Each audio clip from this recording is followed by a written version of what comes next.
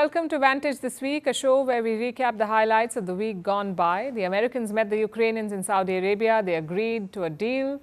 Then they took the deal to Moscow to get Vladimir Putin on board. But Putin is keeping them guessing.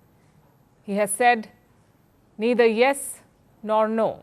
Instead, he has asked questions. And we have the details. Also, is Donald Trump tanking the US economy? The risk of a recession is up. JP Morgan says it's up to 40% already, and it could hit 50% next month because of Trump's impending tariffs. Canada has a new Prime Minister. Mark Carney has just been sworn in, and he says he wants to rebuild Canada's ties with India. And Holi was celebrated all over the world this week. We'll tell you all about it. All this and more lined up. Let's get started.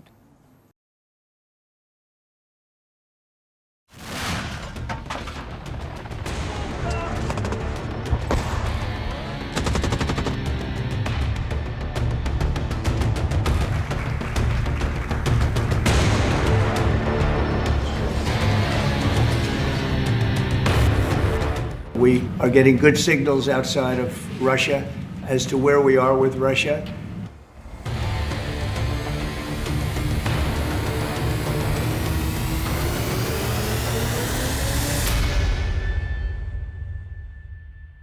When you work at the KGB for 15 years, you pick up a few things. When you rule a country for 25 years, you pick up a few more. Things like when to commit, when to delay, and when to reject. Vladimir Putin is putting all of that experience to use. The whole world was waiting for his answer to see if he agrees to a truce or not.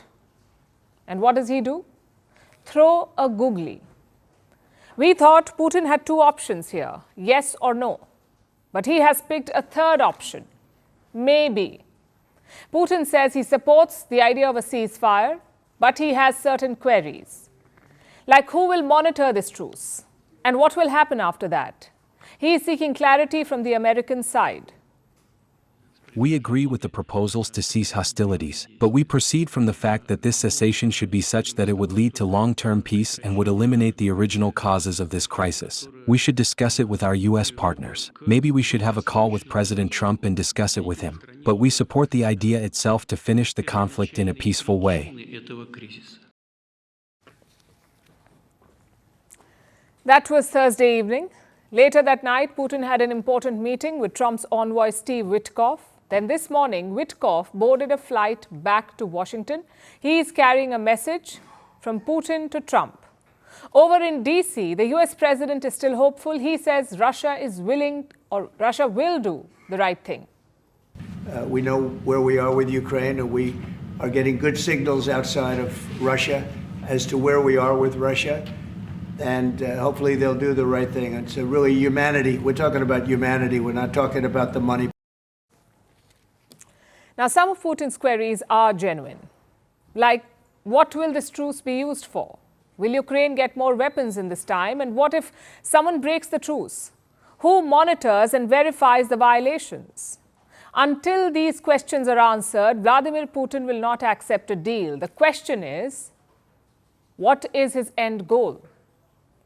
Is Russian President Putin just buying more time? Or is he genuinely seeking clarity? That is the question. Now, Ukraine says it is the former. Ukraine believes that Putin is just buying time here. President Zelensky released a statement yesterday. He says Putin cannot directly say no to Donald Trump, so he's slowly preparing the ground for a rejection. We have all now heard very predictable and highly manipulative words from Putin in response to the idea of a ceasefire at the front. He is in fact preparing a rejection at present. Putin is, of course, scared to tell President Trump directly that he wants to continue this war, that he wants to kill Ukrainians. Putin's dilemma is clear. If he says yes, he must pause the fighting soon, at a time when he is making gains on the battlefield. Last week, Russia liberated a key town in Kursk. They have retaken almost 90% of the land from Ukraine in Kursk. At such a point in the war, a truce is risky.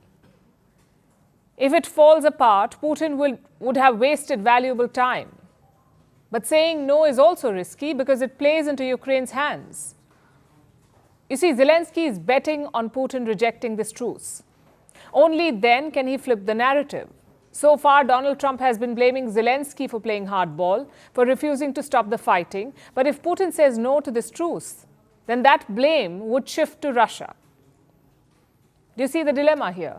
Perhaps that's why Putin said maybe, to buy more time to make a calculated decision. So then the question is, what happens next? A lot hinges on Putin's talks with Donald Trump. The Kremlin says the conversation is necessary, and on his part, Trump is game. And yeah, I'd love to meet with him or talk to him, but we have to get it over with fast. You know, every day people are being killed. It's not like, as we sit here, 2 people will be killed. Think of it. Putin has a clear objective here. Last time he spoke to Trump, things moved very fast. Within days, US and Russian officials met in Saudi Arabia and they agreed to end the war in Ukraine. So Vladimir Putin will be hoping for a repeat to sway Trump during their phone call. We can only speculate about what comes next. But there is one thing we can say for sure, that this peace will not come easy. For starters, there are way too many players in the field. Obviously, you have got Russia and Ukraine, the 2 key parties, but beyond them, you also have Europe. You have Britain and the United States, and all of them add to the complexity. That is one part of the problem. Secondly, look at the differences over a truce. Remember, this is not a final peace deal. This is just a 30-day pause, a sort of stepping stone to a final settlement. And yet, both sides are unable to agree on it, on a 30-day pause. So how will they get a peace deal done? It looks virtually impossible right now, but we can only hope that that changes. More than $1 trillion, that's how much US stocks lost in yesterday's trade. It was their worst drop since September 2022. And what triggered this fall? The question, in fact, should be who triggered this fall? And the unanimous answer is President Donald Trump. Yesterday, we told you about the fear of recession in America. Many experts believe the US could enter a recession this year. So President Trump was asked about it, about whether he thinks there will be a recession. And Trump, uncharacteristically, refused to rule out the possibility. Are you expecting a recession this year? I hate to predict things like that. There is a period of transition because what we're doing is very big. We're bringing wealth back to America. A period of transition. That's how President Trump described it. The question, as you saw, was simple and straightforward. Are you expecting a recession this year? Trump could have just said no and avoided the market Armageddon. Instead, he gave an ambiguous response, and that is something that investors hate. They loathe uncertainty. It rattles them. So when Trump gave a non-committal response, they decided to pull their investments.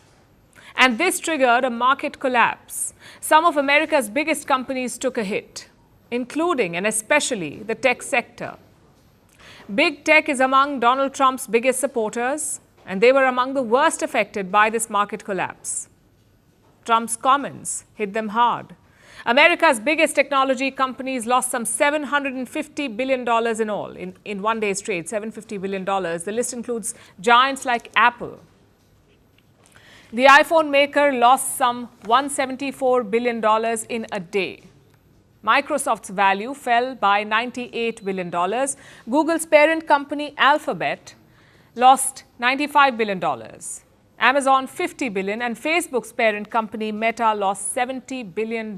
Even Tesla was not spared, despite President Trump's vocal support for Elon Musk, or perhaps because of it, Tesla is struggling. Musk is practically living in the White House. He's being called the co-president of America. He wields immense power in the Trump administration, but none of this has impressed investors. Tesla shares plunged by 15% yesterday. That's a $125 billion loss in a single day, $125 billion. In fact, Tesla has lost more than half of its value since December 2024. Some $800 billion have been wiped out in 3 months. This is $800 billion from Tesla's market capitalization, gone in less than 3 months. When Trump won the election, Elon Musk's companies witnessed a rally. It was called the Trump bump because Elon Musk had bet on a Trump victory. He financed Donald Trump's campaign, and that bet paid off. Trump became the US president, and Musk received a handsome reward. He was appointed as a senior advisor to the president. And the man who's running DOGE, the Department of Government Efficiency. DOGE is fundamentally reshaping the US government. It has ordered mass layoffs from various government departments. It has killed contracts worth billions of dollars, so Elon Musk's influence has become a matter of debate. Trump's cabinet members have questioned it. Despite all of the controversy and the backlash, Trump continues to support Musk. So much so that he now wants to buy a Tesla as a show of support for Elon Musk. Trump has blamed what he calls radical left lunatics for the Tesla slump. He says these left lunatics are boycotting Tesla, which is why the stock is falling. But what about the rest of the market? Are lunatics now sabotaging the American market too? Or is this a crisis of confidence for the president? Because investors, irrespective of their political leaning, have been gradually pulling out of US stocks over the past month. The S&P 500 in the last 1 month has lost $4 trillion in value. This index, S&P 500, tracks America's top 500 companies. It has lost $4 trillion in about a month. Overall, the market sentiment is bearish, and the reason for that are Trump's tariffs. His trade war with America's biggest partners, countries like Canada, Mexico, and China, has made investors wary. They don't like the constant back and forth. It is fueling uncertainty, and we've seen 2 instances already of this back and forth.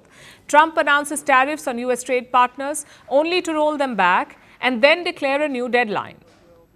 Now the date is April 2nd.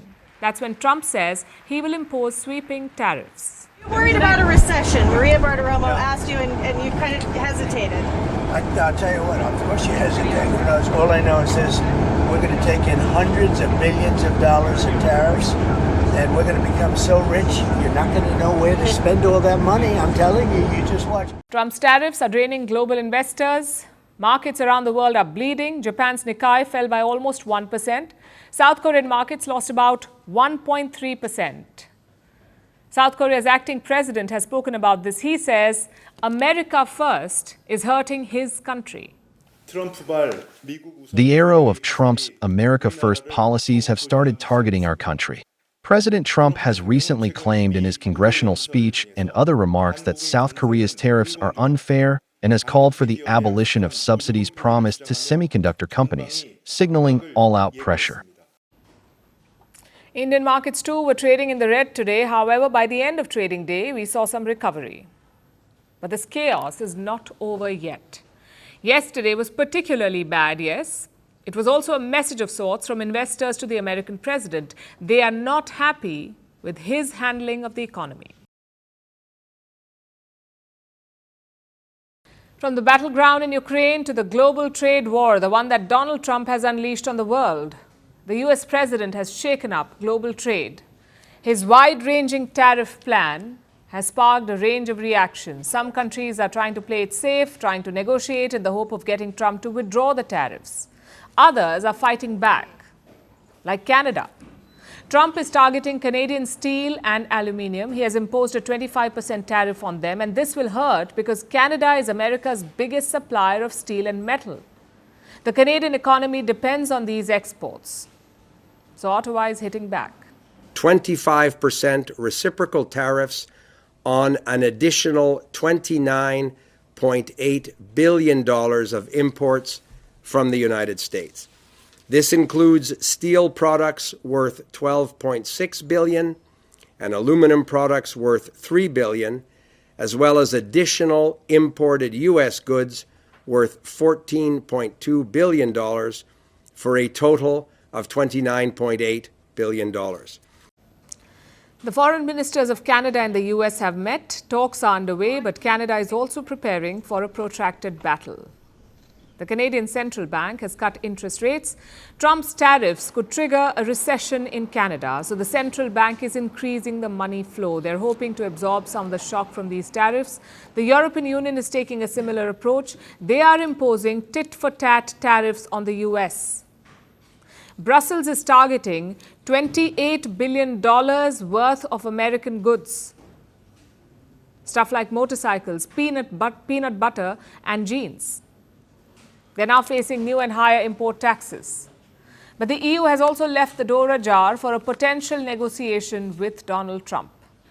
Our countermeasures will be introduced in 2 steps, starting with April 1st and fully in place as of April 13th. In the meantime, we will always remain open to negotiations.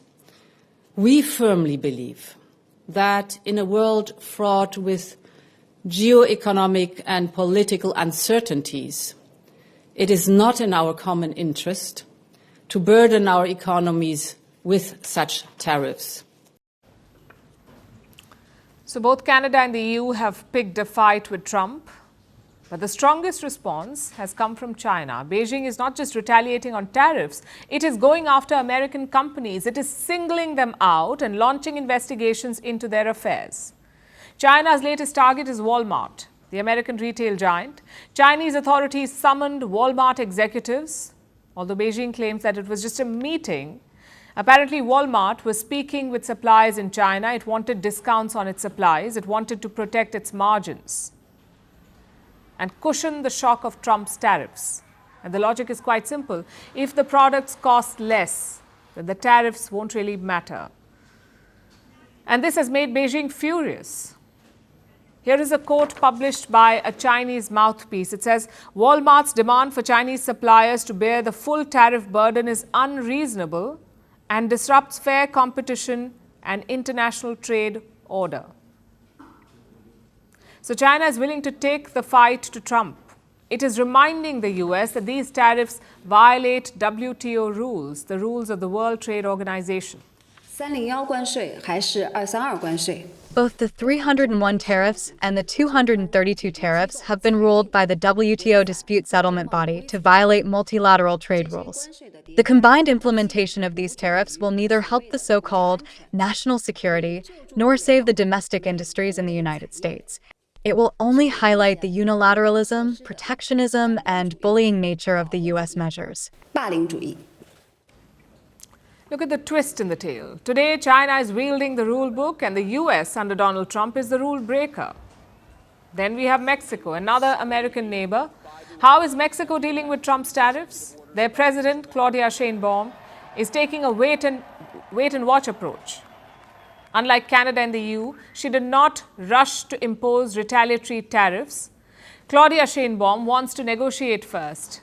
She has also offered concessions.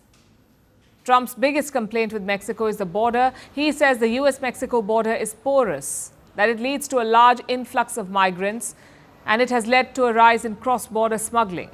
These claims have been contested, but the Mexican president is taking these complaints seriously. She is ready to deploy 10,000 troops to the border in the hope of appeasing Donald Trump. We'll have to wait and see if that works. Next on our list is Brazil. It has also decided to keep all options open. Like Canada, Brazil supplies steel and aluminium to the US. These exports now face tariffs. The government of Lula da Silva in Brazil has opened a dialogue with Washington. They are working to secure a deal. So we're seeing a wide range of reactions with different countries trying different things to deal with the tariff blows. The question is, how should India approach this? Because as things stand, there may be no escaping the tariffs. India is very much on Trump's radar. After taking office, he has repeatedly complained about India's tariffs. Even as New Delhi and Washington are negotiating a trade deal, the White House has doubled down on its criticism of India. You look at India, 150% tariff on American alcohol. You think that's helping Kentucky bourbon be exported into India? I don't think so. 100% tariff on agricultural products from India. Look at Japan, tariffing rice, 700%. President Trump believes in reciprocity, and it is about dang time that we have a president who actually looks out for the interests of American businesses and workers. So where does India stand? Like Mexico and Brazil, India is taking a cautious approach. It wants to see how the trade negotiations play out. But time is running out. President Trump has set a deadline for 2nd April. Just like India, Vietnam and South Korea are also making contingency plans. There's a fair bit of uncertainty. Trump's actions often do not match his words. But he is the President of the United States, and it won't be wise to disregard his threats. The world is on notice. Needless to say, we'll be tracking this for you. The US markets have been responding to all the tariff chaos. You know that they have been in the red all week. There was a bloodbath on Monday. The fall continued after that. And the worst may not be over. You know about JP Morgan Chase? It is America's largest bank. Well, yesterday, their chief economist had some bad news. He said that the risk of a US recession has increased. There is now a 40% chance that the US will slip into a recession this year, 40% according to JP Morgan. And it gets worse, by the way. The risk could increase to 50% next month if US President Donald Trump's tariffs take off. Remember, Trump says that he will impose more tariffs on the 2nd of April. He plans to hit all countries that tariff American goods. He calls them reciprocal tariffs. If this happens, it will upend global trade. And then there's a 50-50 chance that the US economy will tank. Again, this is according to JP Morgan, their chief economist. You may choose not to believe this prediction. You could choose to believe this instead. Do you think there will be a recession? I don't see it at all. I think this country is going to boom. You could choose to believe that. But you would be in a shrinking minority. A new poll came out yesterday. It shows that confidence in Donald Trump's handling of the economy is at record lows.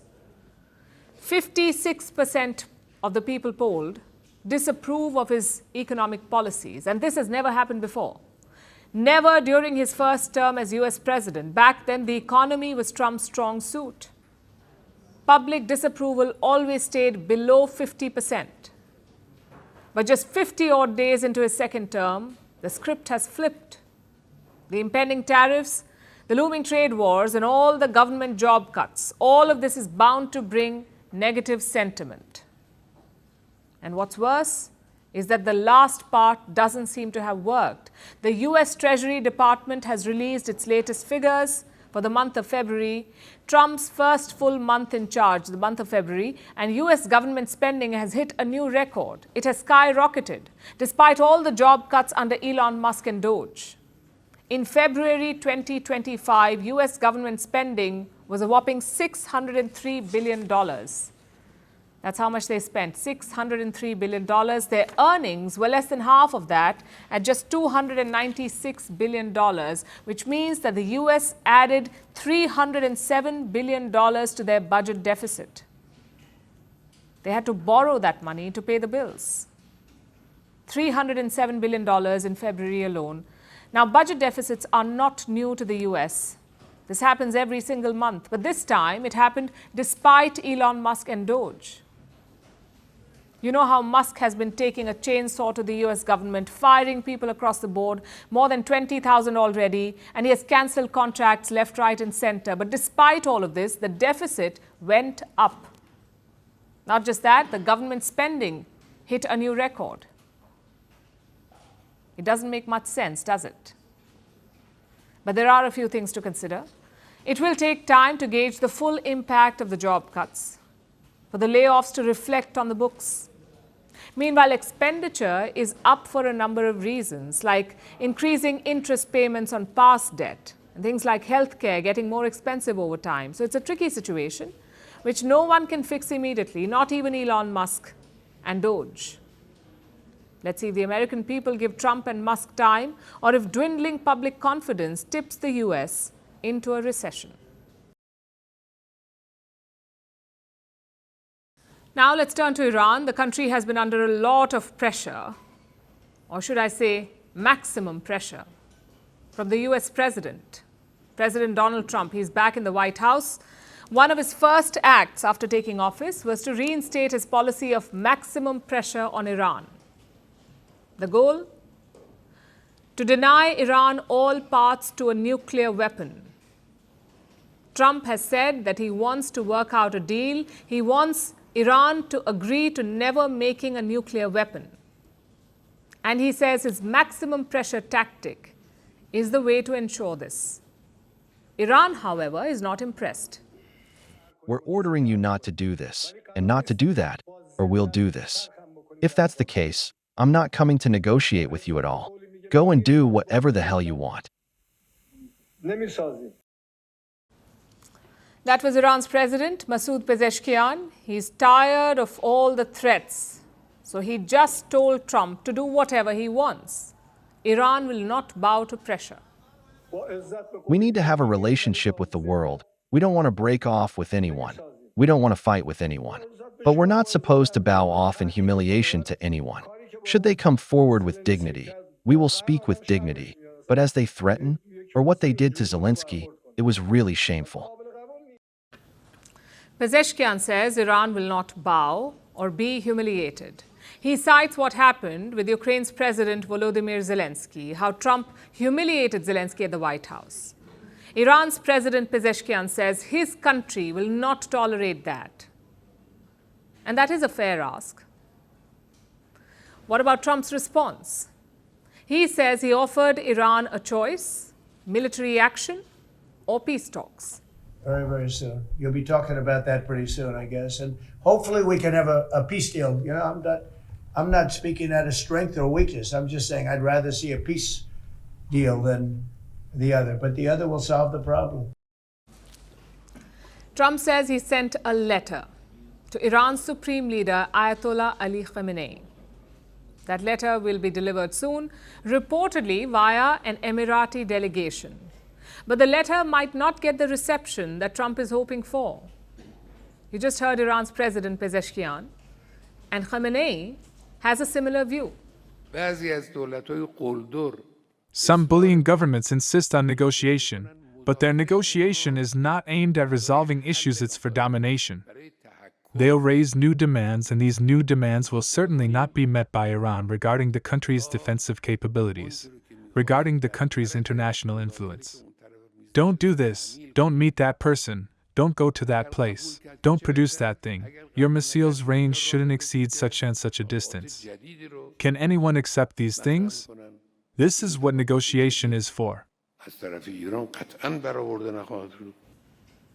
Khamenei claims that the talks are a ruse. He says the US won't just talk about nuke restrictions. Khamenei believes that they will want more, like limits to Iran's ballistic missile range. Now, there are two ways to look at this. One, you can say that Iran is being paranoid, that they are refusing a chance for peace based on assumptions. That is one way to see this. Or you can say that Iran is fed up with all the back and forth. Because remember, a nuclear deal was already in place once, back in 2015, and it took shape after years of negotiation. But what happened to that deal? Trump pulled out of it unilaterally.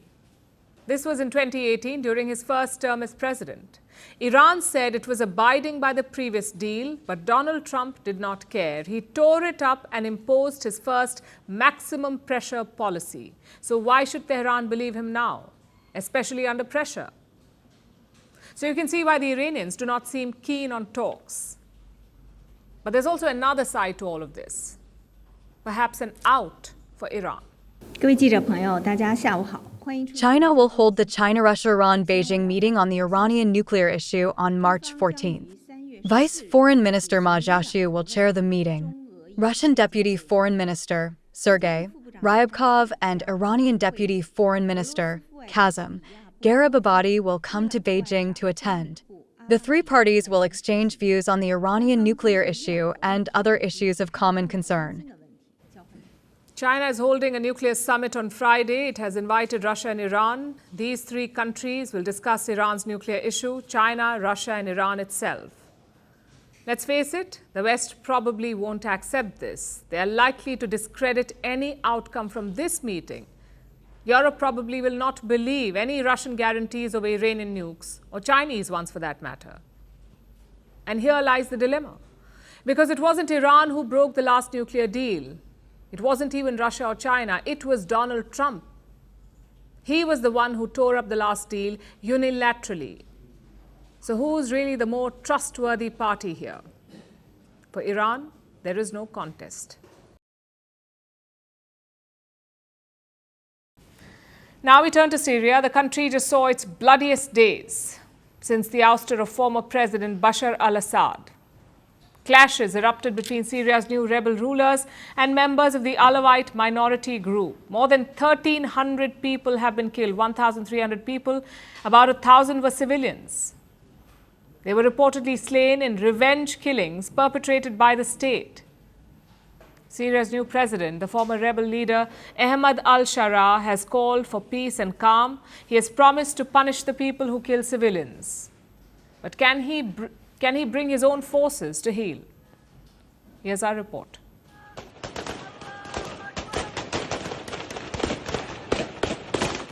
At least 1,300 people dead.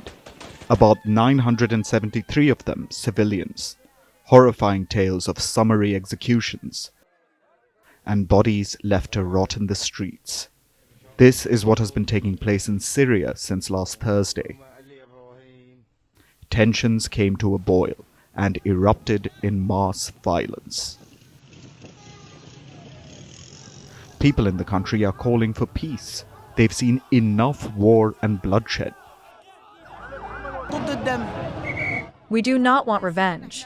Those who violated rules and killed and spilled Syrian blood should be held fairly accountable and executed in Marj Square. But the innocent people have nothing to do with it. Families, doctors, pharmacists died on the ground, and they cannot bury their bodies. This is forbidden. Syrian people are one. No to sectarianism. Stop the sedition. The blood of a Syrian on another Syrian is forbidden. We must build the free Syria, the new Syria, hand by hand. Syria has been in a state of flux ever since their longtime leader, Bashar al-Assad, was ousted. He was forced to flee after armed rebels overthrew his government. This was in December. Tensions have been bubbling ever since between the new rebel rulers and Syria's Alawite minority community. This is the community that Bashar al-Assad belongs to. They are thought to have benefited from his rule, while everyone else suffered. Syria is a diverse country, made up of different religious and ethnic groups. The rebels who overthrew Bashar al-Assad are mostly from the majority Sunni Arab community. They are spread across most of the country. The Alawites are concentrated along the coast. This includes some former members of Bashar al-Assad's regime. Mountains and forests in the region have allowed the Assad loyalists to hide and regroup. Some 5,000 pro-Assad insurgents are reportedly in the area. Clashes erupted last Thursday between the Assad loyalists and Syria's new security forces. Around 148 insurgents have died in the fighting, and about 125 members of the security forces. But the violence wasn't contained to just armed combatants. The security forces were seen in helicopters, dropping bombs over the Alawite majority areas. The forces entered coastal towns en masse, and reports say they engaged in summary executions. Syria's new president is this man, Ahmad al-Shara. He's a former rebel leader who went by the pseudonym Abu Muhammad al-Julani. Al-Shara made this announcement yesterday. We find ourselves facing a new danger represented by the attempts of the remnants of the former regime and the external parties behind them to create a new sedition and drag our country into a civil war, aiming to divide it and destroy its unity and stability. We confirm that we will hold accountable, with all firmness and without leniency, anyone who was involved in the bloodshed of civilians or harmed our people, or who exceeded the powers of the state or exploited power to achieve his own goals. Al-Shara says that the Assad loyalists want to start a new civil war. He also claims that they're being backed by external parties. He has told them to surrender. Meanwhile, Al-Shara says that his own forces will also be held accountable. A new committee has been announced to investigate the killings of civilians. But will it really be impartial? Will it be able to punish the offending rebel security forces? The violence in Syria seems to have subsided for now, but there's still a long way to go for justice to prevail.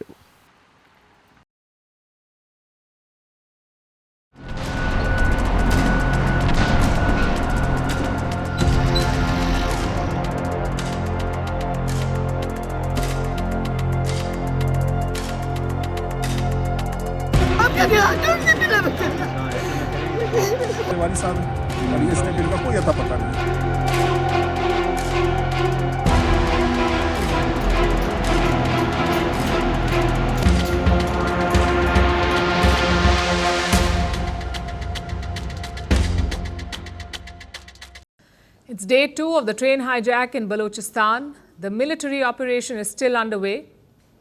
And right now, it's a race against time. Baloch militants still control most of the train. Earlier today, they issued an ultimatum to Islamabad. Free Baloch prisoners in 48 hours. If not, the hostages will be killed. That deadline will expire by Friday afternoon. So Pakistan's army is facing an uphill battle. We'll tell you about their operation, but first, let me show you a new video. A video that shows the moment this train was attacked. The Jafar Express going from Quetta to Peshawar. Take a look.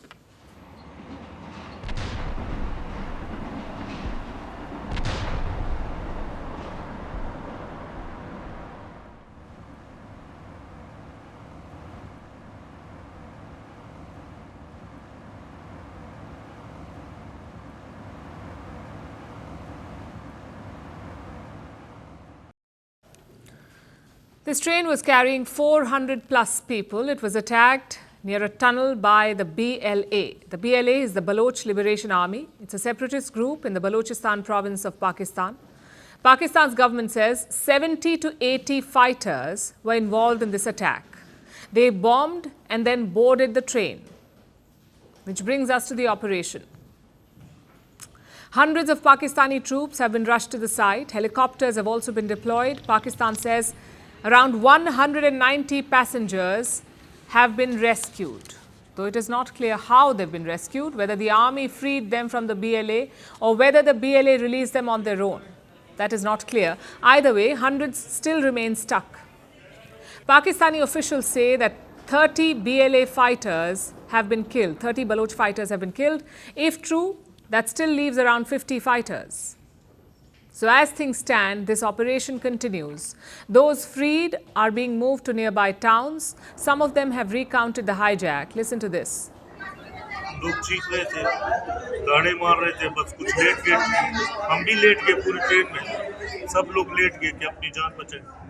और बाहर से कुछ firing हुई, blast हुए, उसके बाद फिर हमें कहा कि आप लोग नीचे उतरे, लोग नहीं उतर रहे थे, मैं अपने बच्चों को लेके उतर गया। लाचर लगा इसको, इंजन को जा रहे थे, लाचर लगा तो धुरिया हो गया, फिर फायरिंग शुरू हो गया, फायरिंग था, फिर लॉन्चर थे, ऐसे धमाके थे कि बस अल्लाह ने बचा दिया। मगर ये है कि हम बुढ़ी को उतारा, सबको उतारा नीचे, बोला उतरो नहीं तो गोलियां मारेंगे, उतर गया नीचे, फिर हमको देखा, बोला बस तुम जाओ। You can imagine the horror.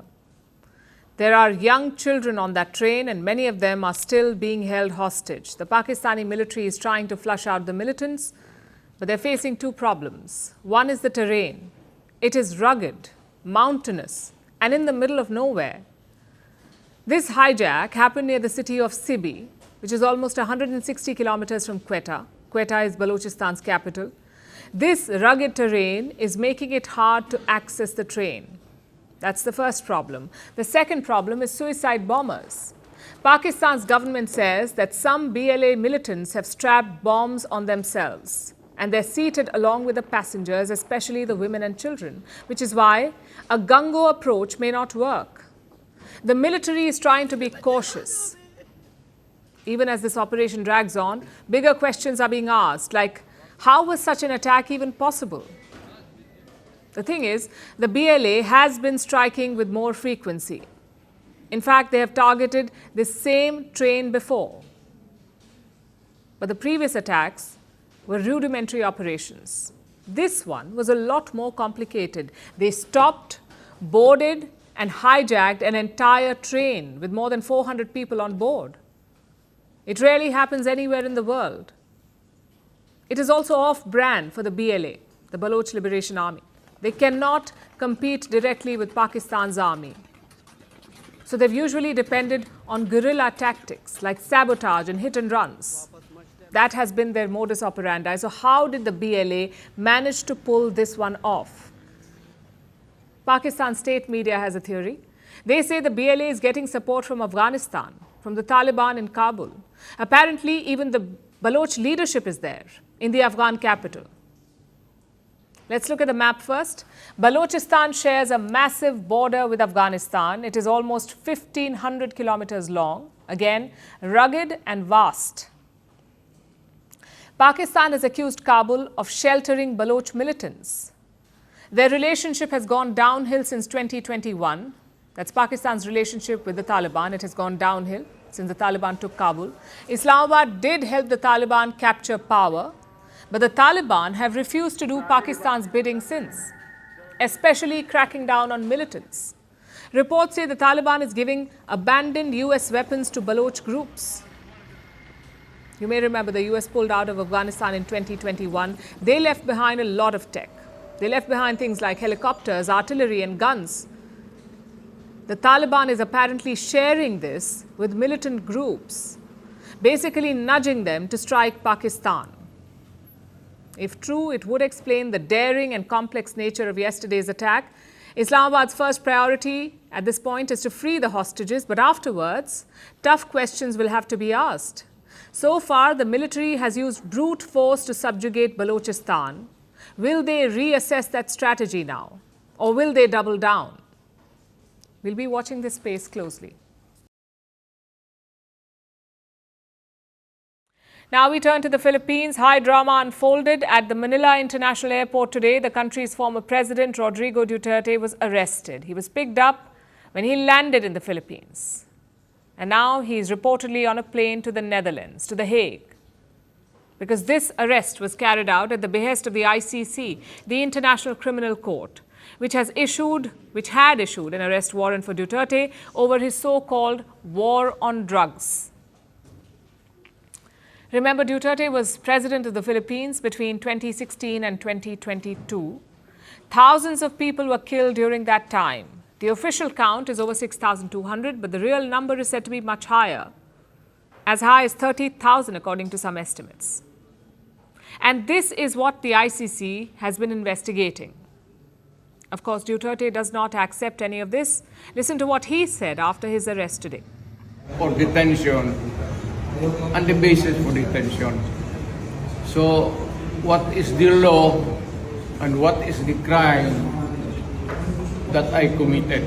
To me now, the legal basis for my being here, as apparently I was brought here not of my own volition. It's somebody else's. Kung hindi ibang tao, ikaw siguro, because this is your structure. So you have to answer now for the deprivation of liberty. Duterte's daughter, Veronica, put that video up on social media. She was with him during his arrest. Duterte's supporters are furious at this turn of events. They were protesting today outside the airbase where he was reportedly being held. They also showed up at the Manila airport in large numbers. They chanted his name while he was being arrested.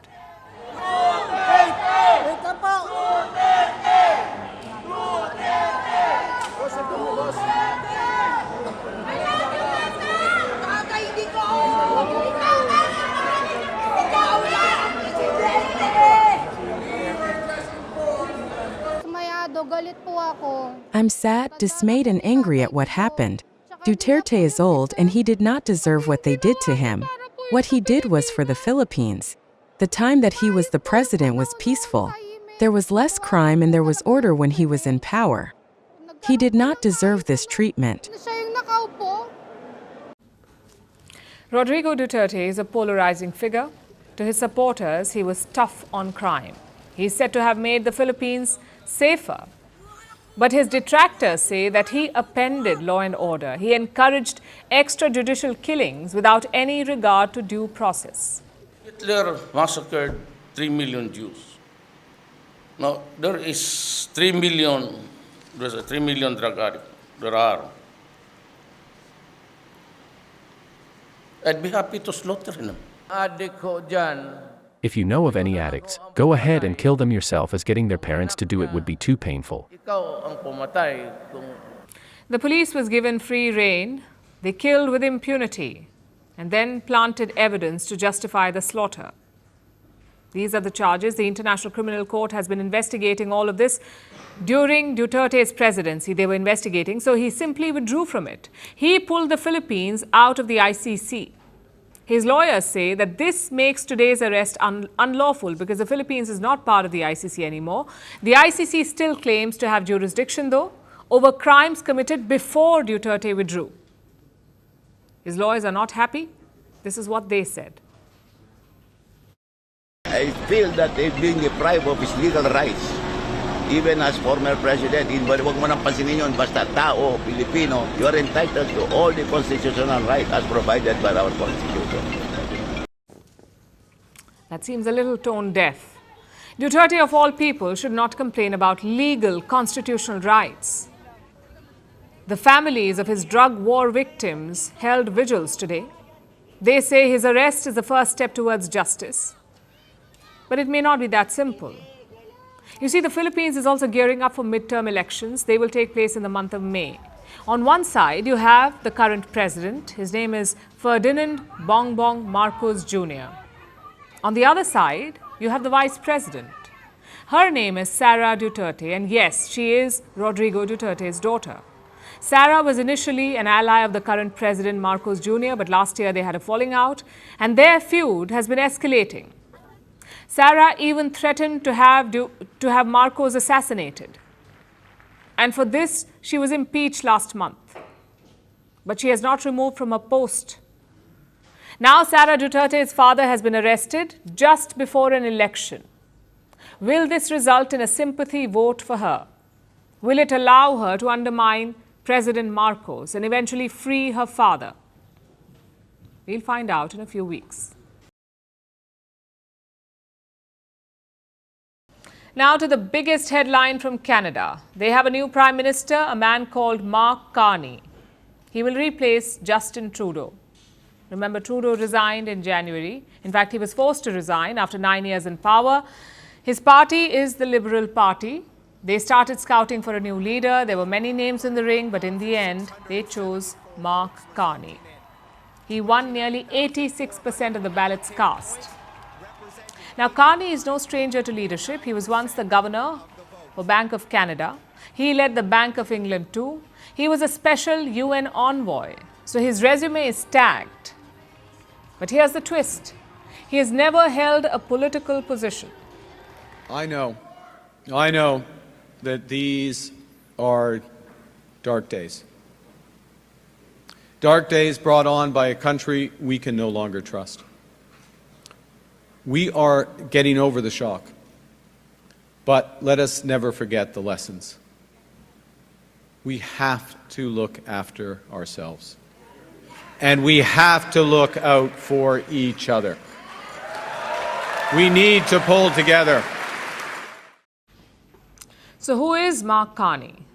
Why did the Liberals pick him? And is he the right leader for Canada, especially with the trade war brewing with the United States? We'll try to answer all of this. Mark Carney was born in Fort Smith. It's a small Canadian town near the Arctic. Both his parents were teachers. Carney first studied at Harvard, then he went on to Oxford, and from there he ended up at Goldman Sachs, working as an investment banker. That's his initial career. But Carney wanted to do more, so he joined the Canadian Civil Services. In 2007, he was appointed as the governor of the Bank of Canada. He helmed the bank through the global financial crisis in 2008. His decisive actions earned him a lot of praise. Soon he was poached by another bank, the Bank of England. He was the first non-Briton to lead the bank in its 300-year history. Here, Carney's skills were tested by another event, Brexit. Carney was initially against the UK leaving the European Union. He warned of adverse effects on the economy. Because there are effects that can happen in the real economy, and there are effects that can happen in the financial system. And if we don't deliver on financial stability, then the financial system will absolutely amplify and make worse the effects in the real economy. His stance was not very popular, but the verdict on his handling of Brexit was near unanimous. Carney is said to have done a great job navigating the Brexit storm. He minimized the effects of the breakup. So there are no doubts about his economic credentials. He's clearly very good at his job. To be absolutely clear. But he's untested in his new job. He has no political experience. He has never run for office. He's not a member of parliament. In fact, he will be the first Canadian Prime Minister with no political experience whatsoever. So why did the Liberals choose him? Reason number one is the contrast that he presents. For nearly a decade, the Liberals were led by Justin Trudeau. He came from a political family. He was said to be charming. He got people to listen to him. But charisma can only get you so far. Trudeau's reign took the Liberals to an all-time low. His approval ratings plunged and his party struggled. Mike Carney is the complete opposite. He's what many people call a boring guy. He definitely does not have Trudeau's so-called charm. He's a technocrat, not even a politician by trade, and most importantly, unlike Justin Trudeau, he does not make false accusations. Yes, I'm talking about the false charges against India. Mark Carney says he wants to build ties with India, and the Liberals believe that this calm demeanor can be his asset, especially in the current political climate, which is reason number two. Donald Trump is escalating a trade war with Canada, like with many other countries. In February, he announced a 25% tariff on Canadian goods. Then he delayed it for a month. Then in March, he reimposed the tariffs, and then he paused them again. But the pause was only for some goods, and Trump is not done yet. He is not backing down. He is threatening tariffs again next month. All of this has left Canadians in shock. Their disbelief has given way to anger. They're booing the US national anthem.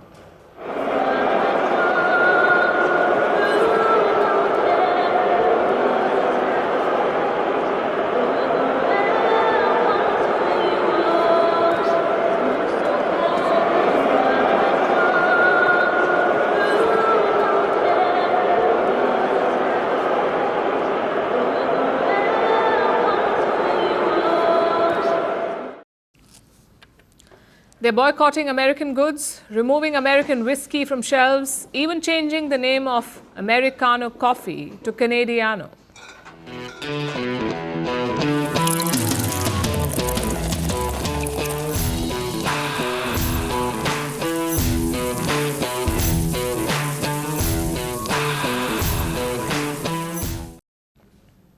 Well, this is the climate in which Mark Carney has to lead, and he believes that he's up for it.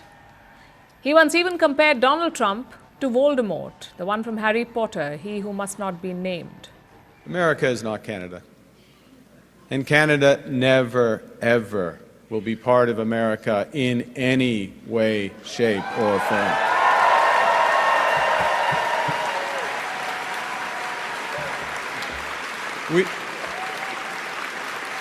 Look,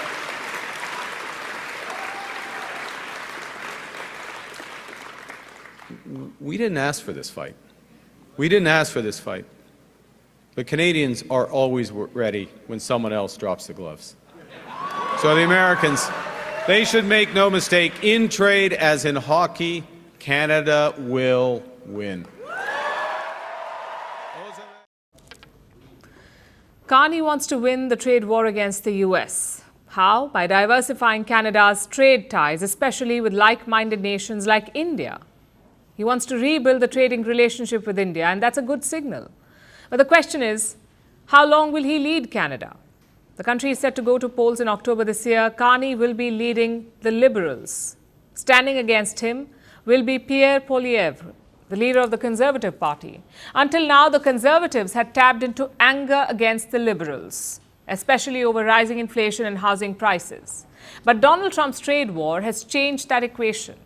Now the sentiment is inherently anti-American, and Canada seems to trust the Liberals more. Let me show you the findings of a recent poll. 43% trust Mark Carney with the economy. Only 34% trust Pierre Poilievre. So is Mark Carney the silver bullet the Liberals needed? Well, he has the credentials. Now he also has the job. But remember, politics is not banking. Winning trust in the boardroom is one thing. Winning over voters is quite another. With a trade war brewing and an election looming, he will have no time to settle into the job. His leadership will be tested in the weeks and months ahead. Faces coloured, streets chaotic, sweets gone. The celebration of Holi in India is a sight to behold. As you may already know, Holi is the festival of colours.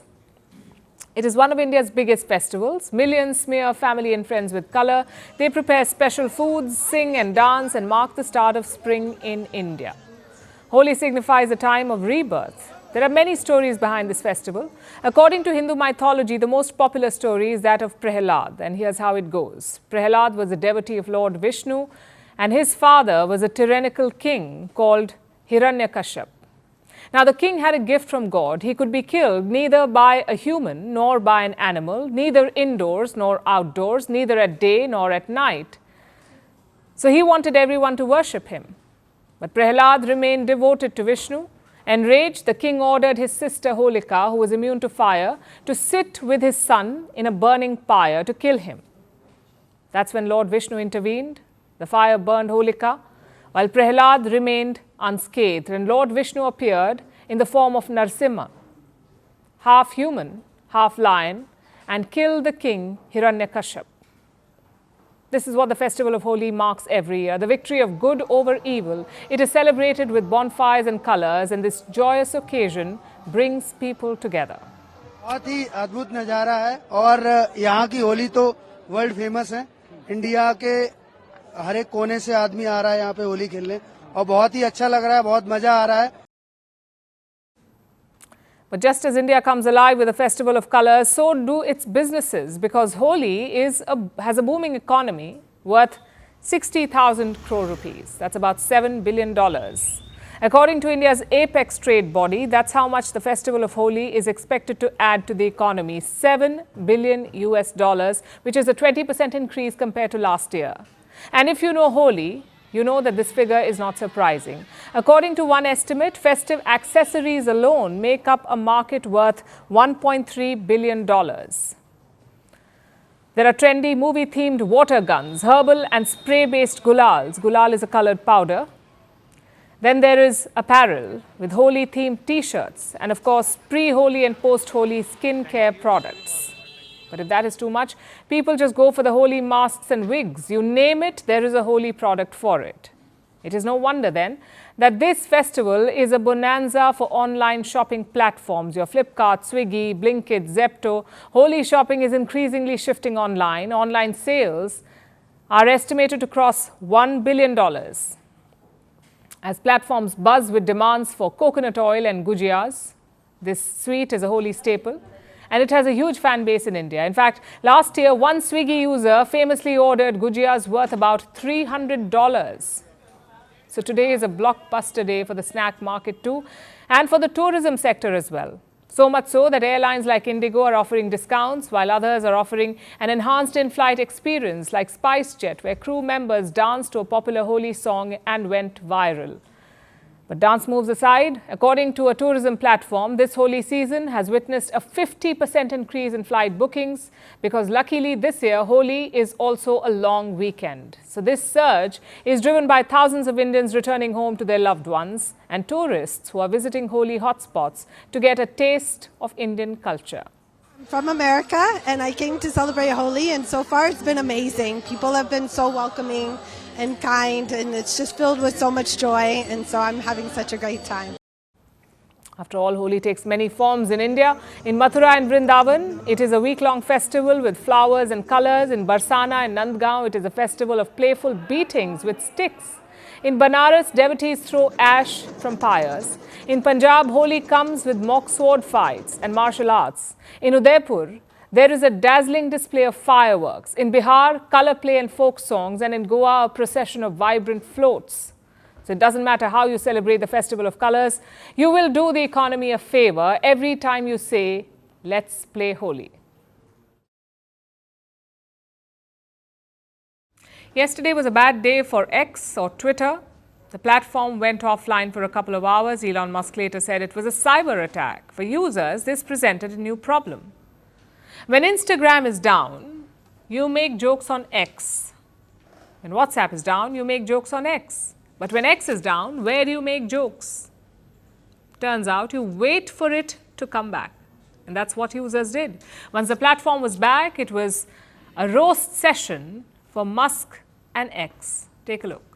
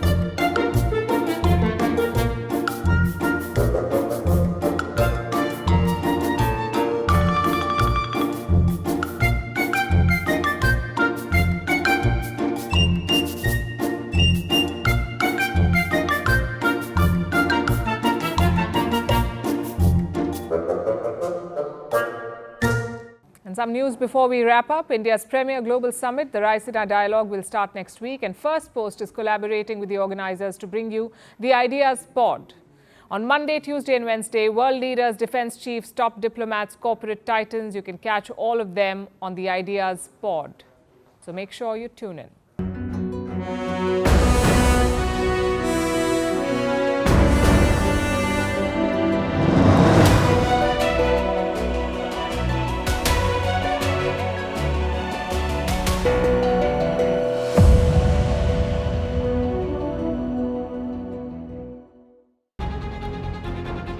Firstpost brings you the Ideas Pod at the Raisina Dialogue 2025, the largest gathering of global policymakers, thought leaders, and innovators, now on the fastest growing international news platform. Big ideas, big debates, big impact. Only at the Ideas Pod. Raisina Hill. Firstpost gives you front row access to the conversations that matter most.